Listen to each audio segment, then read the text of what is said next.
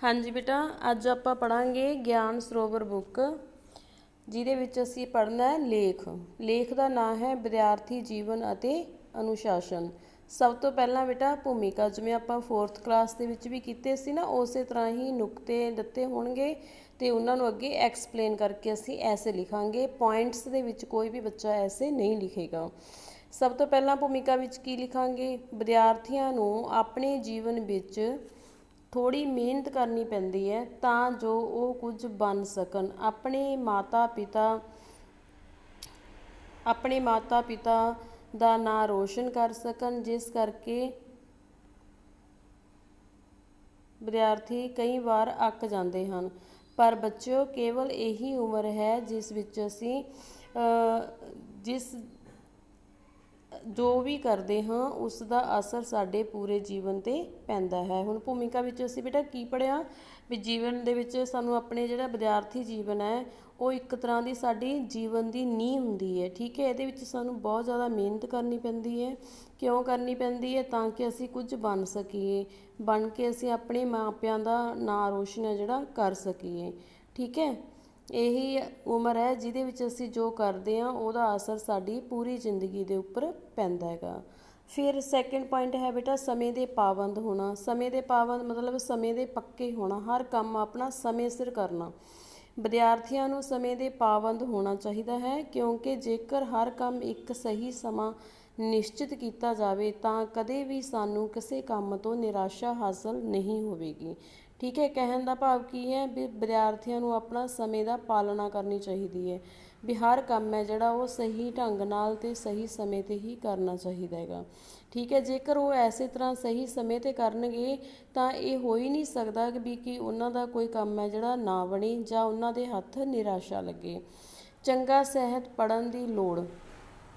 चंगा सहत पढ़न की लोड़ मीनस बच्चों को चाहिए है कि चंगा केवल चंगा ਅਤੇ ਗਿਆਨਵਰਧਕ ਗਿਆਨ ਵਧਾਉਣ ਵਾਲਾ ਸਾਹਿਤ ਹੀ ਪੜ੍ਹਨ, ਜਿਸ ਦੇ ਨਾਲ ਉਹਨਾਂ ਦੀ ਜਾਣਕਾਰੀ ਵੱਧਦੀ ਹੈ।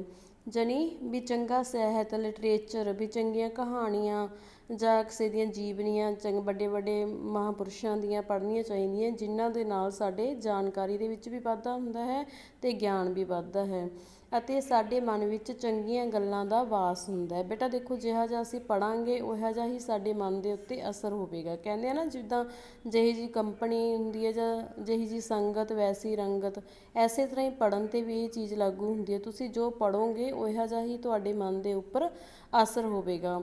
पर मनोरंजन ਲਈ ਕਈ ਵਾਰ ਹਾਸੇ ਮਜ਼ਾਕ ਜਾਂ ਚੁਟਕਲੇ ਆਦਿ ਵੀ ਪੜ੍ਹੇ ਜਾ ਸਕਦੇ ਹਨ। ਇਹ ਨਹੀਂ ਵੀ ਅਸੀਂ ਇਕੱਲਾ ਗਿਆਨ ਹੀ ਵਧਾਈ ਜਾਣਾ ਹੈ, ਪਰ ਸਾਨੂੰ ਆਪਣੇ ਮਨੋਰੰਜਨ ਦੇ ਲਈ ਕੋਈ ਚੁਟਕਲਿਆਂ ਵਾਲੀਆਂ ਜਾਂ ਹਾਸੀ ਮਜ਼ਾਕ ਵਾਲੀਆਂ ਚੀਜ਼ਾਂ ਵੀ ਪੜ੍ਹੀਆਂ ਜਾ ਸਕਦੀਆਂ ਨੇ, ਜਿਸ ਦੇ ਨਾਲ ਸਾਡਾ ਮਨ ਹੈ ਜਿਹੜਾ ਖੁਸ਼ਗਵਾਰ ਰਹਿੰਦਾ ਹੈ। ਖੁਸ਼ਗਵਾਰ ਦਾ ਅਰਥ ਹੁੰਦਾ ਮਤਲਬ ਕਿ ਖੁਸ਼ ਰਹਿੰਦਾ ਹੈ। ਮਾਤਾ ਪਿਤਾ ਦੀ ਇੱਜ਼ਤ। ਨੈਕਸਟ ਪੁਆਇੰਟ ਕੀ ਹੈ? ਮਾਤਾ ਪਿਤਾ ਦੀ ਇੱਜ਼ਤ। ਵਿਦਿਆਰਥੀਆਂ ਨੂੰ ਆਪਣੇ ਮਾਤਾ ਪਿਤਾ ਦੀ ਆਗਿਆ ਦਾ ਪਾਲਣ ਕਰਨਾ ਚਾਹੀਦਾ ਹੈ। ਉਹਨਾਂ ਦੀ ਮਿਹਨਤ ਦੀ ਕਮਾਈ ਨੂੰ ਬੇਅਰਥ ਨਹੀਂ ਖਰਚਣਾ ਚਾਹੀਦਾ, ਬਲਕਿ ਮਾਤਾ ਪਿਤਾ ਵੱਲੋਂ ਮਿਲੇ ਪੈਸਿਆਂ ਨੂੰ ਸਹੀ ਕੰਮਾਂ ਵਿੱਚ ਵਰਤਣਾ ਚਾਹੀਦਾ ਹੈ ਅਤੇ ਫਜ਼ੂਲ ਖਰਚੀ ਤੋਂ ਬਚਣਾ ਚਾਹੀਦਾ ਹੈ, ਜਿਸ ਦੇ ਨਾਲ ਸਾਡੀਆਂ ਆਦਤਾਂ ਵੀ ਨਹੀਂ ਵਿਗੜਦੀਆਂ ਅਤੇ ਮਾਤਾ ਪਿਤਾ ਨੂੰ ਵੀ ਖੁਸ਼ੀ ਮਿਲਦੀ ਹੈ। ਹੁਣ ਦੇਖੋ, ਮਾਂ ਪਿਓ ਦੀ ਤੁਸੀਂ ਇੱਜ਼ਤ ਕਿੱਦਾਂ ਕਰੋਗੇ? ਸਭ ਤੋਂ ਪਹਿਲਾਂ ਤਾਂ ਜਿੱਦਾਂ ਉਹ ਤੁਹਾਨੂੰ ਦੱਸਦੇ ਆ, ਕਿਉਂਕਿ ਬੇਟਾ ਪੇਰੈਂਟਸ ਆਪਣੇ ਤਜਰਬਿਆਂ ਵਿੱਚੋਂ ਨਿਕਲੇ ਹੁੰਦੇ ਆ, ਉਹ ਹਮੇਸ਼ਾ ਤੁਹਾਨੂੰ ਸਹੀ ਰਸਤਾ ਹੀ ਦਿਖਾਉਂਦੇ ਹੈ। ਸਭ ਤੋਂ ਪਹਿਲਾਂ ਤੁਸੀਂ ਆਪਣੀ ਮਾਤਾ ਪਿਤਾ ਦੀ ਆਗਿਆ ਦਾ ਪਾਲਣ ਕਰਨਾ ਚਾਹੀਦਾ ਹੈ।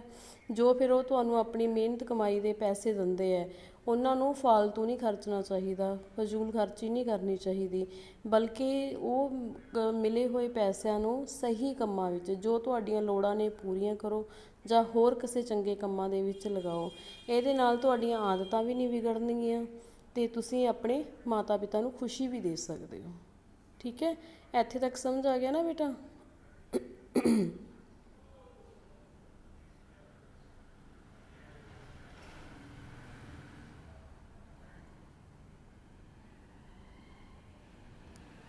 ਹਾਂਜੀ ਬੇਟਾ, ਨੈਕਸਟ ਹੈ ਸਾਡੇ ਕੋਲੇ ਸਾਰਾਂਸ਼।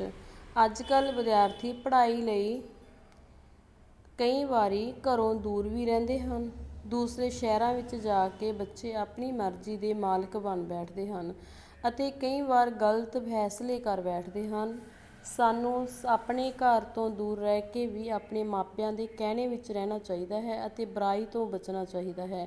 ਇਸ ਤਰ੍ਹਾਂ ਅਸੀਂ ਇੱਕ ਚੰਗੇ ਸਮਾਜ ਦਾ ਨਿਰਮਾਣ ਕਰ ਸਕਾਂਗੇ ਅਤੇ ਸਾਡੇ ਮਾਤਾ ਪਿਤਾ ਨੂੰ ਸਾਡੇ ਉੱਪਰ ਮਾਣ ਹੋਵੇਗਾ। ਸਾਰਾਂਸ਼ ਦਾ ਮਤਲਬ ਜੋ ਅਸੀਂ ਸਾਰਾ ਲੇਖ ਪੜ੍ਹਿਆ ਉਹਦਾ ਕੀ ਸਿੱਟਾ ਨਿਕਲਿਆ, ਠੀਕ ਹੈ, ਕੀ ਹੈ, ਕਿਉਂਕਿ ਵੀ ਅੱਜ ਕੱਲ੍ਹ ਦੇਖੋ ਬੇਟਾ ਸਾਨੂੰ ਹਾਇਰ ਸਟੱਡੀ ਦੇ ਲਈ, ਹਾਇਰ ਐਜੂਕੇਸ਼ਨ ਦੇ ਲਈ ਘਰ ਤੋਂ ਬਾਹਰ ਪੀਜੀ ਵਗੈਰਾ 'ਚ ਵੀ ਜਾਣਾ ਪੈਂਦਾ ਹੈ ਨਾ।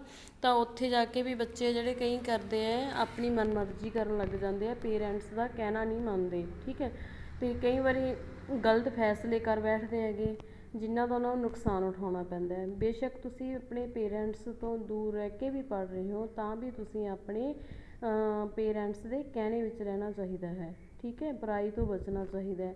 ਅਗਰ ਤੁਸੀਂ ਇਸ ਤਰ੍ਹਾਂ ਕਰਦੇ ਹੋ ਬੇਟਾ ਤਾਂ ਇੱਕ ਚੰਗੇ ਸਮਾਜ ਦਾ ਨਿਰਮਾਣ ਵੀ ਹੋ ਜਾਵੇਗਾ ਅਤੇ ਸਾਡੇ ਮਾਤਾ ਪਿਤਾ ਨੂੰ ਮਾਣ ਵੀ ਹੋਵੇਗਾ, ਠੀਕ ਹੈ। ਸੋ ਇਹ ਸੀ ਬੇਟਾ ਸਾਡਾ ਲੇਖ ਵਿਦਿਆਰਥੀ ਅਤੇ ਅਨੁਸ਼ਾਸਨ। ਵੈਸੇ ਤਾਂ ਬਿਲਕੁਲ ਸੌਖਾ ਇਹ, ਤੁਸੀਂ ਕੋਈ ਵੀ ਲਾਈਨ ਇਹਦੇ ਵਿੱਚੋਂ ਕੱਟ ਵੀ ਸਕਦੇ ਹੋ ਅਤੇ ਆਪਣੇ ਵੱਲੋਂ ਹੋਰ ਬਣਾ ਕੇ ਵੀ ਲਿਖ ਸਕਦੇ ਹੋ, ਬਸ ਉਹਦੀ ਸਪੈਲਿੰਗ ਠੀਕ ਹੋਣੇ ਚਾਹੀਦੇ ਨੇਗੇ, ਠੀਕ ਹੈ ਬੇਟਾ। ਇਹਨੂੰ ਤੁਸੀਂ ਯਾਦ ਕਰ ਲੈਣਾ, ਓਕੇ।